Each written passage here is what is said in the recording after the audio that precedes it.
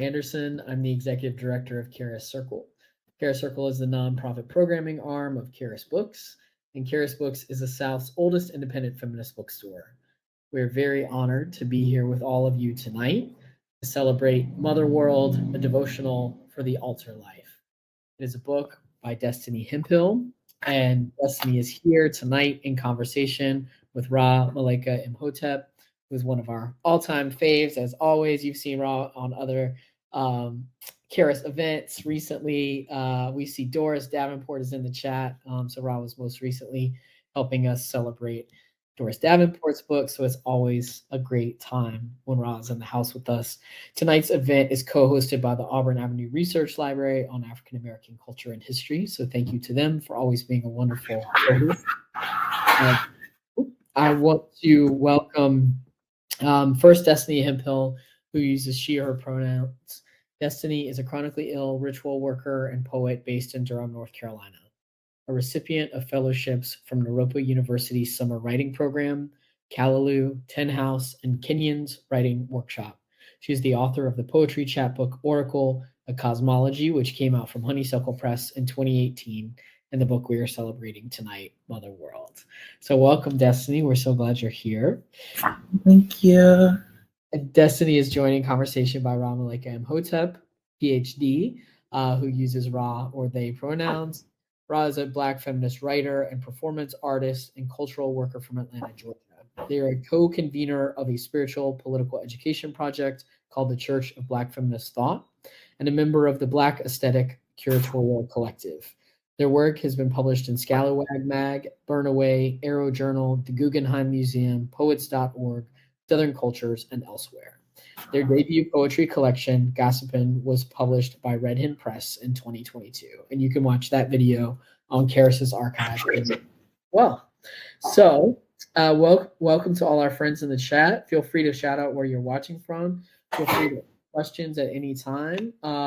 We love to have you mixing it up in the chat and sharing. But for now, I'm gonna kick it over to Ra to usher us into this wonderful event. So thank you both so much for being here. Thank you, ER. Thank you. Well, to begin, I just want to invite us to kind of arrive together. I'm so warmed and enthused to be here in conversation with a poet that truly inspires me. So before we begin, I just invite you wherever you are to get comfortable, to get grounded. Sometimes that looks like putting your feet on the ground or really feeling into whatever is supporting your legs, your back. And we'll just take 3 deep breaths. And if you're like me, maybe you notice some pain or some tenderness, and I just invite you to invite those parts of you to witness wherever else in your body there is pleasure and support. So we're just going to breathe in pleasure and support. And I'll mark my inhales and exhales. Inhaling, exhaling. Inhaling, exhaling. Inhaling, exhale.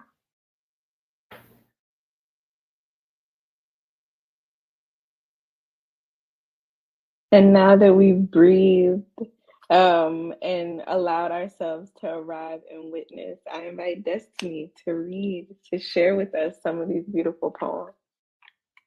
Thank you so much, Ra. I just realized it's 2 dreams, which was to be in conversation with you and to be in the container of Charis. So thank you so much for that. And thank you everybody who is joining virtually. I'm going to read a few poems to start us off.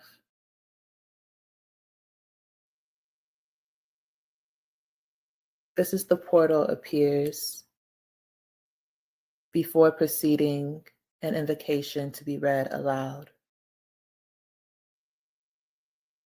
Scarlet sky, fissured earth, cotton-mouthed, your hands clasped across your splitting belly. In your craw is the historical entanglement, the half-millennium-long planetary ecocide genocide not known as since 1492. You were born into it and it into you, churning, burning, bulging within you. Your ears ring, soften your craggy breath. Now a hum, soften your craggy breath. Now a song. Now a song, yes, a cicada song, burrowing into your skull. Go to the edge, not the bleach pit of the center, but the edge. The song says, go to the edge. No, not the hemorrhaged, modeling borders of empire, but beyond, elsewhere. Go to the edge. Look down. Slivers of moonrise so thin they look like they could slice the soles of your feet. Illumine your path. You follow them. Sometimes you walk, slither, hop along the slivers of moonrise to the edge. Sometimes the knot makes it that you are writhing, convulsing, revolting to the edge nonetheless. The edge be a liminal space. And you know liminal don't equal marginal. And if you don't know, now you know, but rather liminal be a ritual space, and a ritual space be for summoning and transformation. When you arrive, the fragrance of mulberry trees washes over you. It is dusk. You are not alone here. Others surround you with red threads hanging from their mouths. You feel the knot entangled within you unravel. You all kneel, sink into the edge, pull the threads from each of your own mouths, not always gently, not always gingerly. As you pull, unravel, disentangle, you swoon and sway in somnolence. A summoning hum, then howl comes from your throats. And as you summon other worlds, may other worlds summon you. Mm. And as you summon another world, may another world summon you. Mm-hmm. And as you summon Mother World, may Mother World summon, summon, summon. Mm.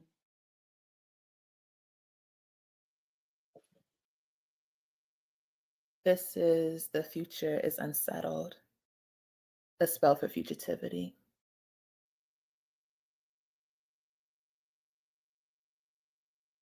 May the sediment of the sentiment shifting, sifting the ruins unsettle you, and make no apology for our being untethered to the telluric.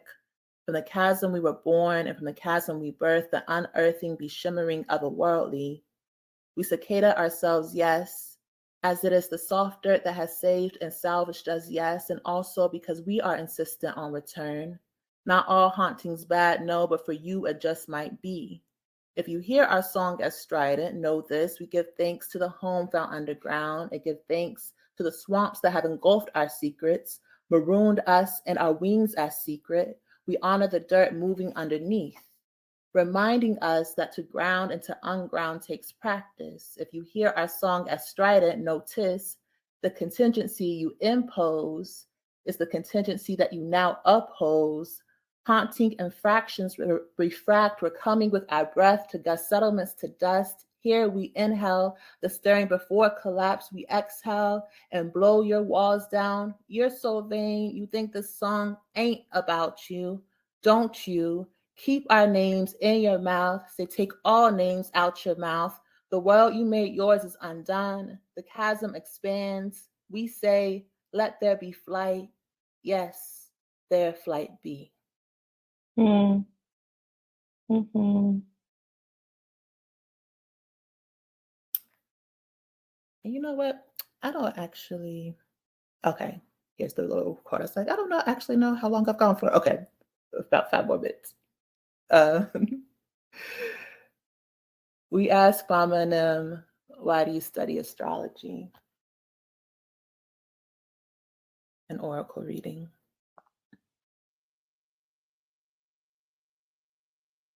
Before I was here, I was there, you see, elsewhere, glittering in my refusal to be enshrined in flesh. And once I was even a moon, withholding my countenance from planets unworthy of facing me. I mean, they couldn't even faze me. I have many lives cracked from and scattered across the cosmos. I hear them echoing through the ether. I'm just trying to echo back. I mean, haven't you yearned for another language? Searched for another language because the first one you were forced to learn cannot name everything you need to decipher twinkling glyphs signed across your flesh. Do you follow me? It's not that I study the stars, but I listen for the night to speak, and it's always speaking. Consider moonbeams riddling the water of your body, Venus and Jupiter dancing in trine as though intertwined upon your arrival. Consider you knowing what it is to seek refuge in retrograde, the tender shadows of your own casting, of your own body, that others call terrifying. Consider the generosity of some star, gesturing towards another star, guiding fugitive earthlings and furtive escapes towards freedoms. Consider Harriet gazing at those same constellations, gourds spilling possibilities of holding without possession. Consider you knowing what it is to collapse after offering radiance.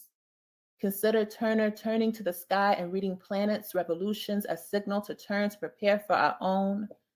Consider you knowing what it is to charge forth, accumulating in collision.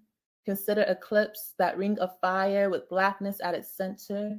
Consider how our conspiracies might configure. Consider us as testaments of the cosmic and telluric. Consider. An invitation meaning to go with your star. Consider the cosmic and the telluric as our accomplice and witness.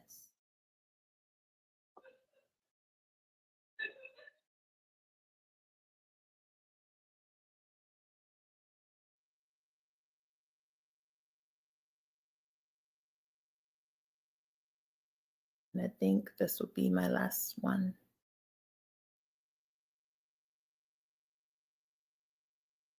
Hymn in the name of Mama Nim, Nellie, and Lucinda.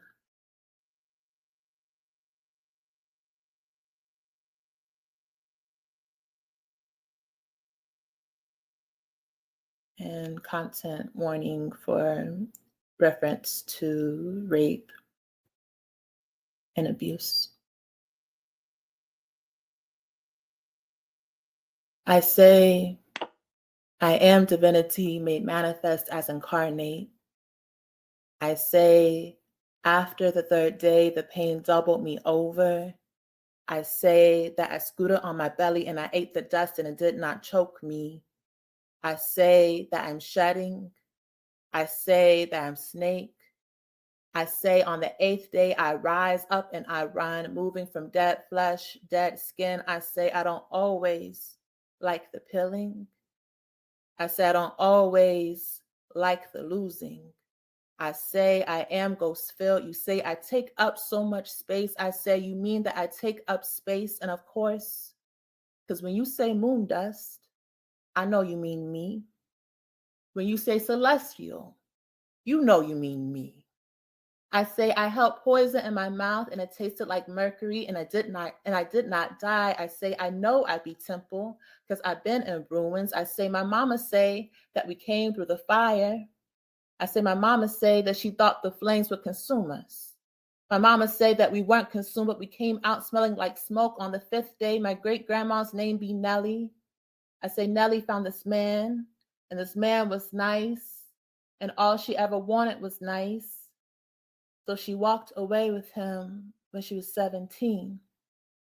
I say this man, who was old enough to be her father, led her into the Texas woods. I say this man locked her up in a shack and he beat her and he raped her and he starved her.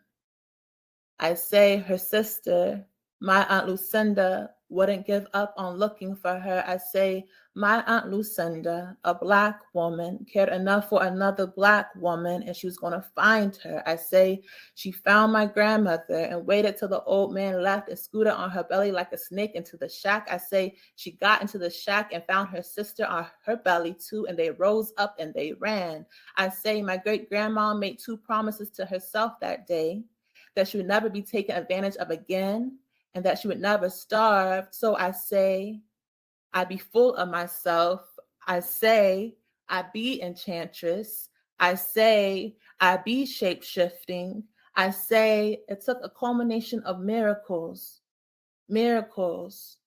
just for me to be here. I say, it took a culmination of miracles just to be. Mm. Mm. Thank you. Thank you. Thank you. Wow.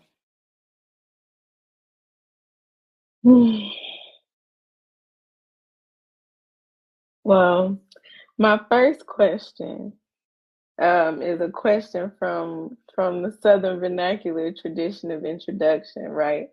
And it's simple. Who your people is. And I mean that in the sense of both personal and creative lineage. Your people come in with you in this work, as you've just let us witness. And I would love to hear more about who your people is and where you come from and how you position yourself. Yeah, so I am the daughter of Crelia LaJock West Hemphill and Kevin Keith Hemphill the first, who has also renamed himself as Kingdom. And my great-grandparents are Nellie Rogers James, Lemuel Patridge, and Mabel Rucker Patridge. And I'm the 7th generation of Jerry Patridge and Sarah Patridge, who were enslaved in Macon, Georgia. And at the turn of right before the Civil War, Jerry and his brothers,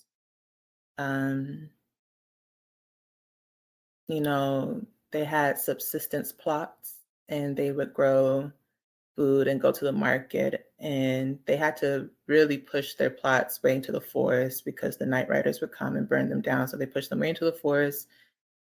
They grew food and went to the markets on the weekend and saved money to buy themselves out of slavery. And then they moved to Texas, where my folks have been since. On my mom's side, it's not as clear when folks arrived there, but yeah.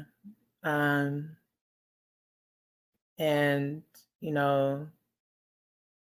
I am the culmination of love of those lineages, as well as some of my Sipkins who I think are here. So Brendan and Laura, and Jonathan and Ngazi and Johanna and Mars and Mar and Omololu and Saquana Rose and Sarah Long and so many more. And so charge it to my head and not my heart if I did a debut with just this moment.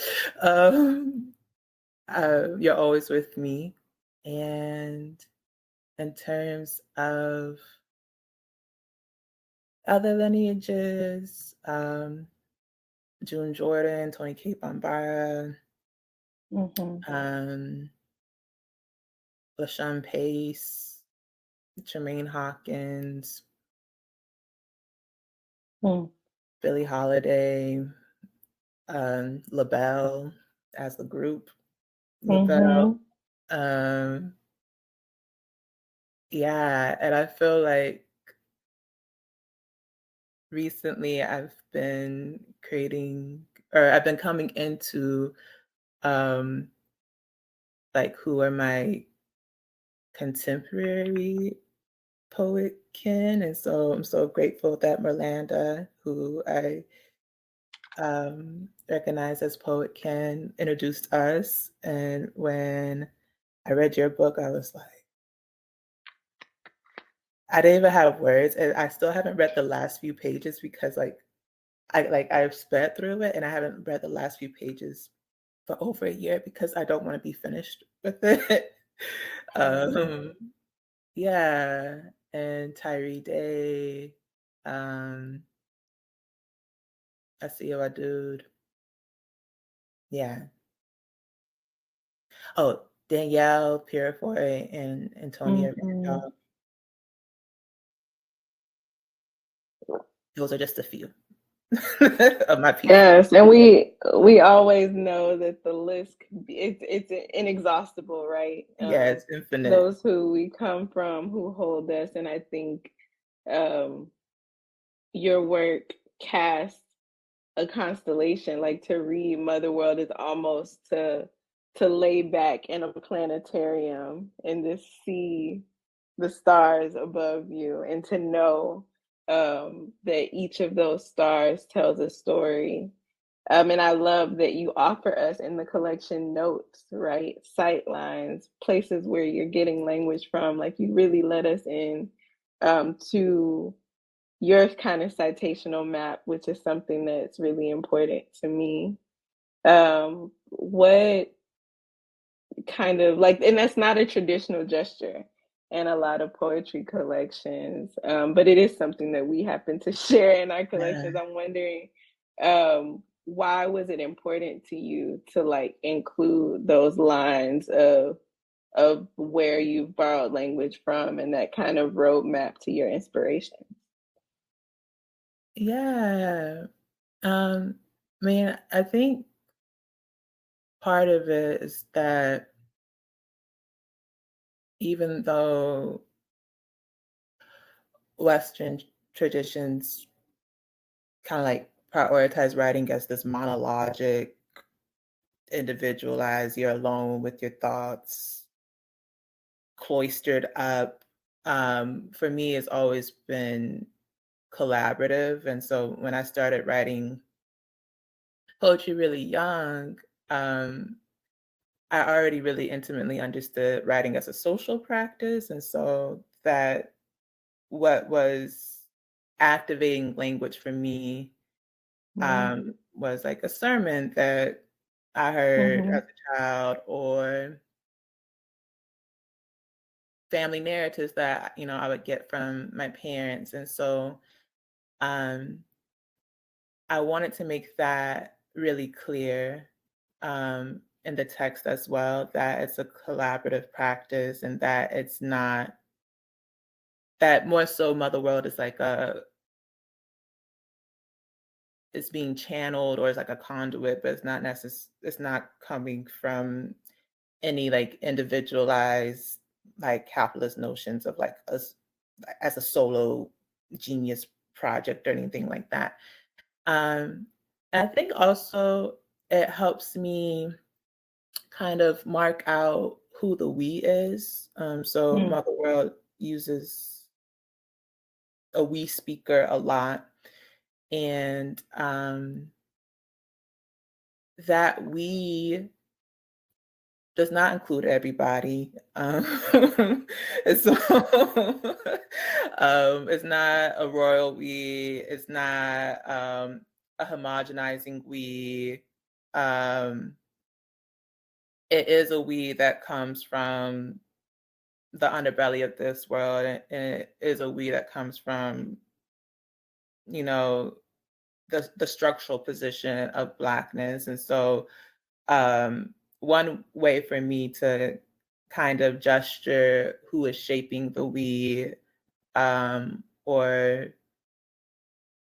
whose voices um, does the we like hold in chorus, is like to make those kind of like citational gestures. Mm-hmm. So, yeah. Yeah, thank you for that. And another kind of invocation of we and of writing as a social practice, which is genius language that I'll probably be using again. I know that before this work was published in print, it was activated as what you called a choreopoetic experience. And I'm wondering what was at stake for you, or what was important to you about staging the work in that way, and if there's anything about that experience that you'd like to share. Yeah, that was an incredible experience. And thank you so much for this question, because I would love to uplift um, Monet Marshall and Soraya Silver and King and Brittany Bennett Weston and Rafi Pernsley and Ade. Yeah, that was a really just wild experience. And I think what was at stake for me, one, it was incredibly vulnerable, because even though Motherworld is by nature collaborative, hearing it and experiencing it and other people's like voices as enfleshed um was a really vulnerable, but also just like invaluable experience. And I think that aspect of it being enfleshed was like what was at stake for me, that it got to live and reverberate in many voices before it comes out like as a bound text that enters enters the world as a commodity, as a book, that it gets to vibrate in people's throats, and also in their movements and dances. And so yeah, and I think that the other aspect was the rehearsal aspect, was that practice aspect. And I mean, I know that you're a performance artist as well, and so like that rehearsal, not as like rote memory where things become static, but rehearsal and like doing it over and over again, and each time it changes a little bit, and that mutability and like what else is uncovered. And I got to learn so much about the work because of the ensemble. Like the hymn in the name of Mama and Nellie and Lucinda, that poem is the oldest poem that's included within Motherworld, and it came to me around 2016. And yeah, like I just kind of felt like Nellie, like I want people to know my story. I want people to know my name. I want you to write it down. And then when Monet was working with the piece, she said to me, like, yeah, like after really studying this piece, I realized this is about your endometriosis. And I was like, you're right. And like back in 2016, I didn't know that I had endometriosis. I didn't even have the same sort of symptom profile. But it's like that sort of touch, like what that opened up for me, and that sort of like really intricate feedback loop of like somebody touches something and puts their energy in it and passes it back, and that back and forth. That's something that I'm really, really grateful for, and I feel like honors the pulse of Motherworld, like as a living text, and not only to be experienced like on the page as a text with like a spine and everything. No, absolutely. Wow, that story of what was echoed back to you just blew my mind a little bit, because like so much of the work of gossiping was this like feedback loop of the ways that the stories I had inherited about family spoke to my own experiences of like reproductive ailment. So there's something about like the reproduction of narrative stemming from this place of embattled reproduction of another sort, and the ways that, you know, people talk about epigenetics and all this stuff, but the ways that sexual trauma marks us, and lives on in us. But I think another thing that is beautiful about that poem is and it was clear in the way you read it, like it is such a hard body like refusal of what my elder mama D, Doris Davenport, would call like victimology. Like it's so much like, nah, like I know who I be, you know. I say I know I be temple because I've been in ruins. Like that's one of my favorite lines. And I'm just so grateful for the work that you've done in that poem. And I can only imagine how rich it must have been to have that enfleshed and just to be able to bear witness to it. Yeah. When you were speaking, I did. I felt like a shout in my spirit because I was like, yes, like yeah, because that was exactly what was happening when I did write that poem, and also like Oracle of Cosmology was like I was thinking about my matrilineage and the stories and how I was at similar crossroads, and in some ways different decisions were available to me in this moment in time and space, but it had been shaped. The terrain had already been shaped by that genealogy and history that was like living in my body and like being reproduced at the cellular level. Um, yeah, and so I don't know. I'll just fan. Yeah. No, it's potent. It's potent. I love that you mentioned Oracle of Cosmology. I'm struck by the way you name these collections, right? And I was kind of down a rabbit hole, and so Motherworld announces itself as a devotional for the altar life. And a devotional is a spiritual tool, right? That has this relationship to time.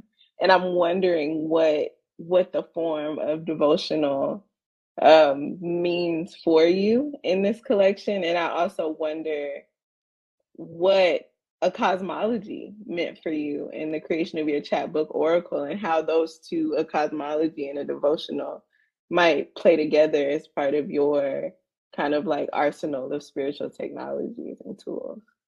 Ooh, that's such a good question. Um, so Motherworld emerged or began emerging in 2017, and it was after just feeling splintered and frayed from community organizing and not so much like community organizing itself, right? But um, the state's violence and acceleration of its technologies of violence and its mechanisms of violence, and how that left some people literally dead, burnt out, mourning, grieving, not able to materially take care of themselves, or like just not in a place of being taken care of spiritually and emotionally and mentally. And so that's the context. And so I was so I began emerging, a 23rd year of life. That's a 12th house year, astrology. that, you know, it can talk a lot about like isolation and like disappearing and erasure and all of that. So that's where it began to germinate, and I was having real trouble remaining faithful to the belief that um yeah, this world could end and that we could make something better. And so, and as I was like, this world absolutely needs to end, was not like invested in this world continuing. It was just still really hard to remain faithful that like we can create something else. And so in that way it became a devotional because like I was wrestling and questioning, which I think are at the wrestling and questioning sometimes weren't always named as faith practices where I grew up, you know, like kind of like you just need to believe it, you know, but um are absolutely, you know, really powerful faith practices for me. And so that's the way that like this devotional emerged.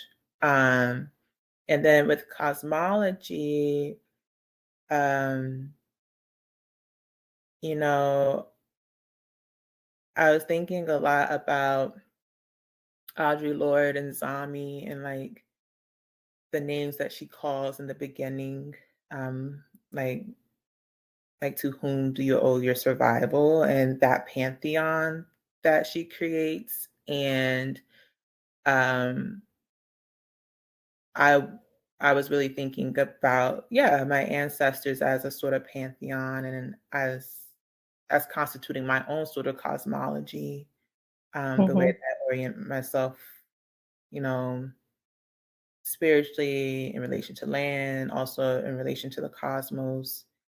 Um, so then together, um, yeah, I feel like having that understanding of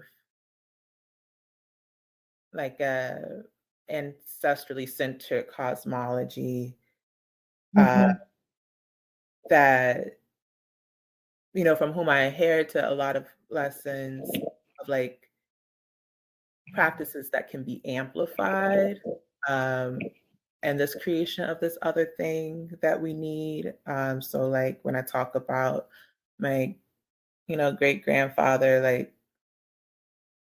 still, well, me, my great grandfather running through a KKK rally in his pickup truck, or you know, exchanging um, eggs and grains and soap with somebody else, even though he already maybe had his eggs, because he had his own chickens, or you know, people just taking care of each other, like my mom and aunt taking care of each other, not because they ever expected one or the other to pay back because the paying back was impossible. Like understanding those practices coming out of that cosmology, and remaining faithful to those practices, like as a devotional practice, and this other thing, this otherwise, I feel like is one way that the threads can be woven together. Thank you. It's so good. I'm just like, wow, this conversation is great. I'm so happy we're doing this. As ER just put in the chat, now is a great time to put your questions in the Q&A section on the right side of the interface or directly into the chat. As people are preparing their questions, I'll ask you one more that I've prepared. And it feels relevant because of what you just shared. So in the poem, we ask Mom and them, why do you study astrology? You write, consider us as a testament of the cosmic and telluric or telluric. And I literally became obsessed with the word telluric. I don't even know if I'm saying it right. Telluric, but just it means of the earth as a planet. And it strikes me that this collection as a whole is a testament of the cosmic and the telluric, and as are you as a being. And I guess like I'm curious about what this interplay between like the earth and the landed, the grounded, and the extraterrestrial, like what does that mean for you? And the like cosmic and telluric earth, there's so much plant medicine and nature in this volume as there is so much of elsewhere and otherwise. So I would love to hear a little bit of what cosmic and telluric are holding for you in this collection. Yeah. I mean, I think one answer goes back to the way that like the devotional is being activated, because in trying to remain faithful to the belief that we can create something else, I'd be dissociating like a whole lot. Like I just just be dissociating.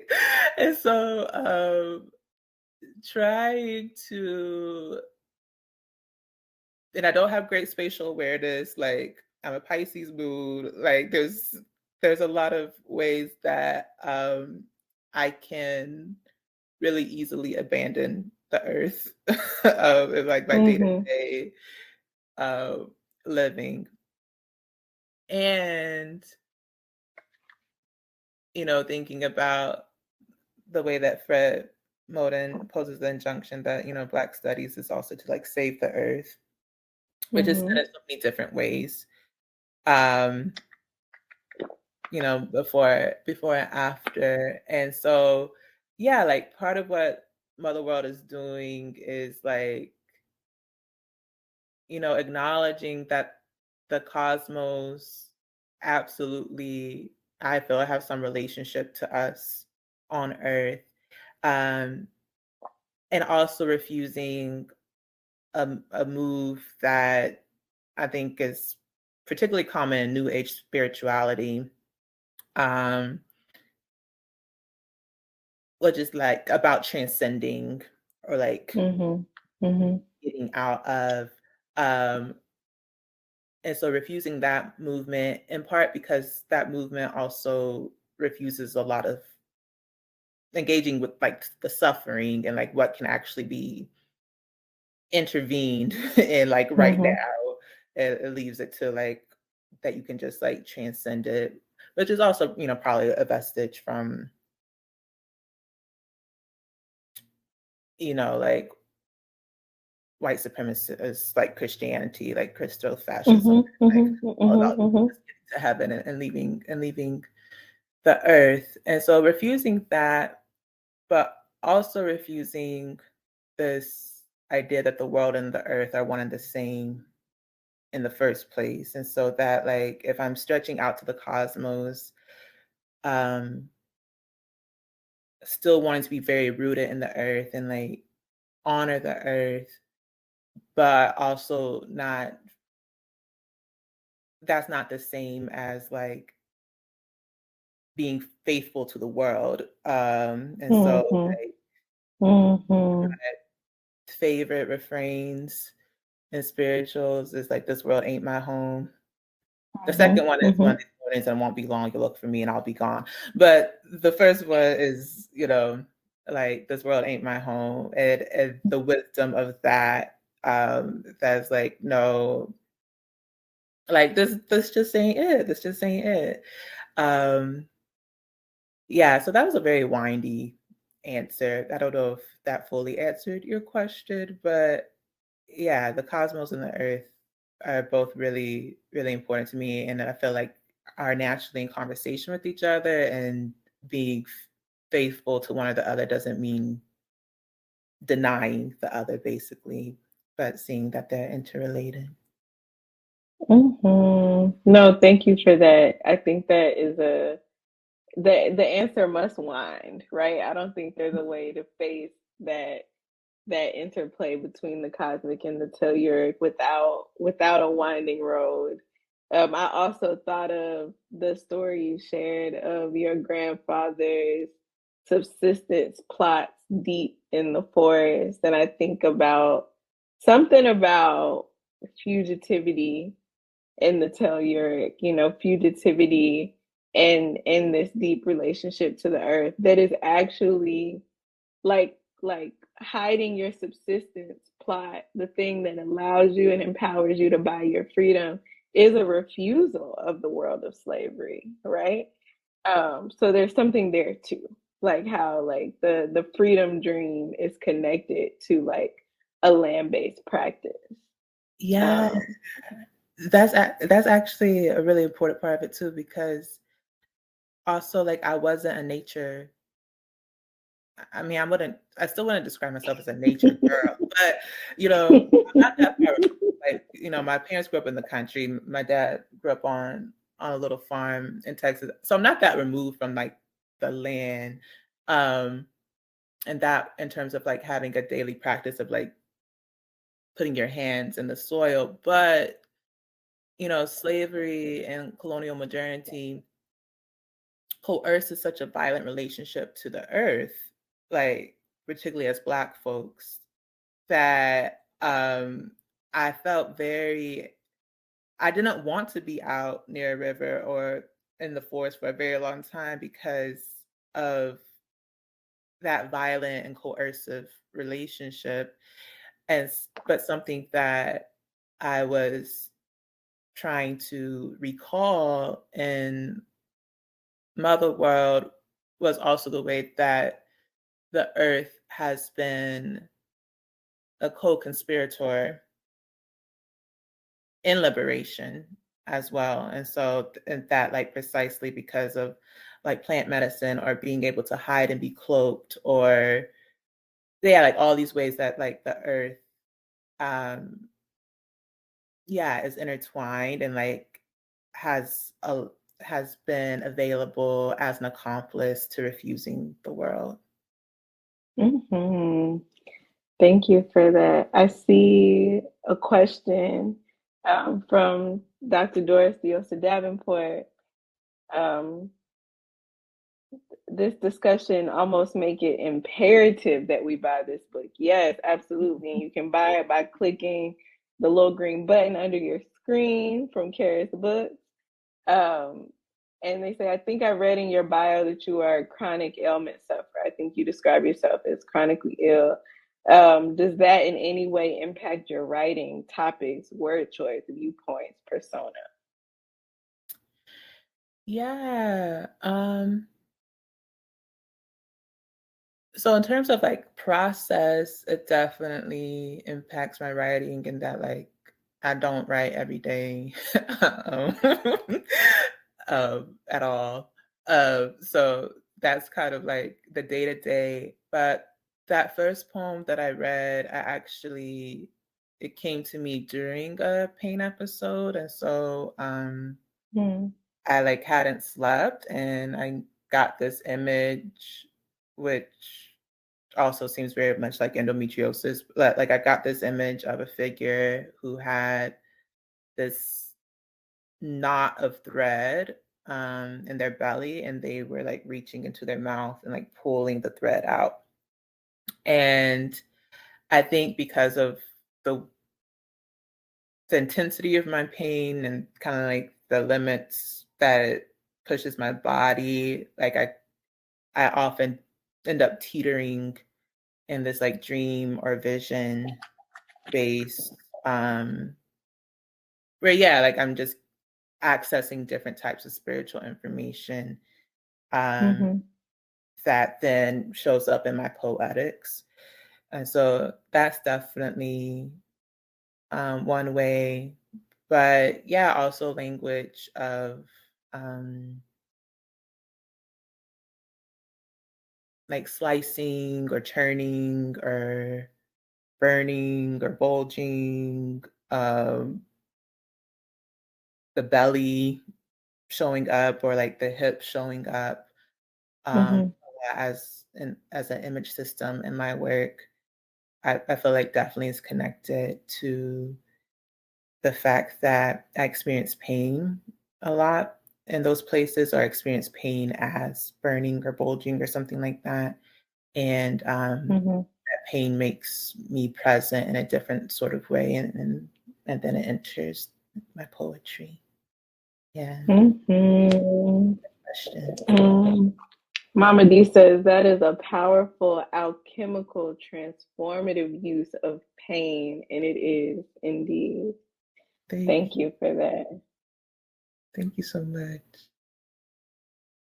Let's see. Are there any other questions from the people? Or thoughts or feelings? I'm just doing a little scroll to make sure I didn't miss anything.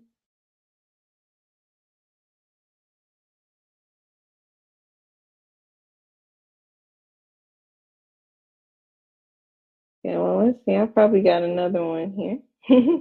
Okay.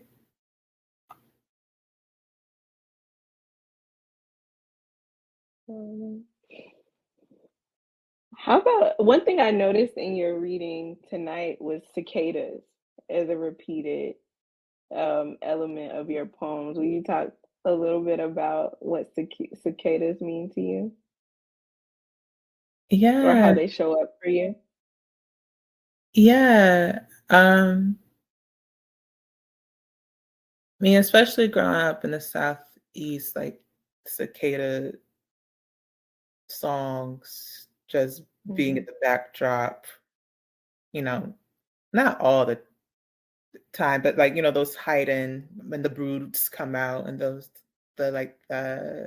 hide and rush of that as a sort of soundscape um was just really calling on me in 2017. And I think part of it's because of that going underground and like coming and shedding, and also like that reproduction and that inheritance cycle that like you wait underground and then it's like you like come up. And I felt like, yeah, like that felt like the resonant with like a type of like decolonial like violence to me too.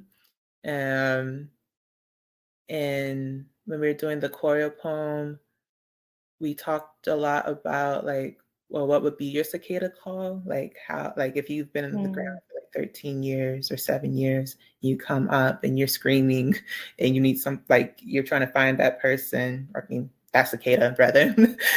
Like what would be your cicada call and signal for somebody to like recognize you? So I think also the idea of like being underground, emerging with urgency, and then screaming feels I don't know, that's my vibe as a Scorpio stellium. Yeah, it also makes me think of the experience of like you mentioned that Motherworld grew out of a moment of kind of being birthed out from organizing, right? And I think of that as almost you're burrowing, right? You're like going underground. And then Motherworld emerges, right, with its own political urgency, with its own cicada song, and like buzzes in all our ears and calls us all out to reckon with it. And I think that is beautiful. Thank you. My Come girlfriend, on. it is my vibe. I love it. I do see another question that I think is about the image you described from the first poem you read, about the figure with the thread in its belly pulling it out of its mouth, and it says, does the figure with the thread say or do anything, or is it just a fleeting image or a fleeting vision? What an incredible image.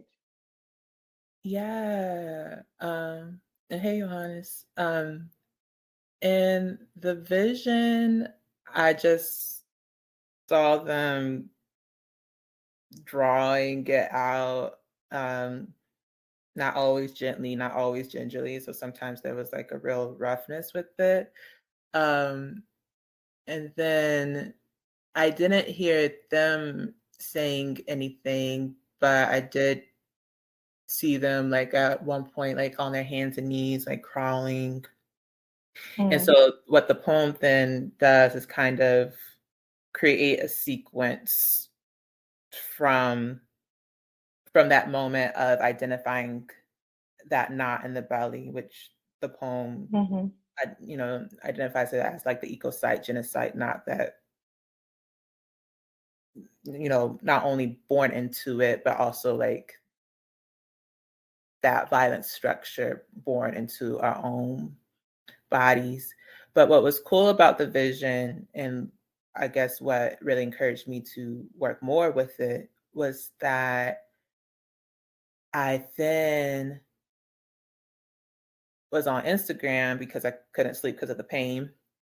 And somebody had doodled this figure sitting down with a knot in their belly, and they were taking it out of like I messaged them. I was like, wow, I just had a vision of this. This is wild. And so, yeah, it was during the Aquarius Leo lunar eclipse of 2020, right before stateside the shutdown from the pandemic began. But it was the same weekend that Wuhan had shut down.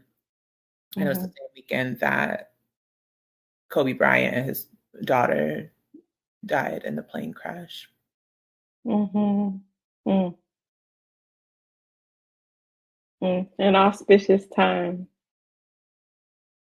Okay, well, I don't see any other questions. I'm wondering in our last like 4 minutes, is there anything bubbling up for you that you would like to share?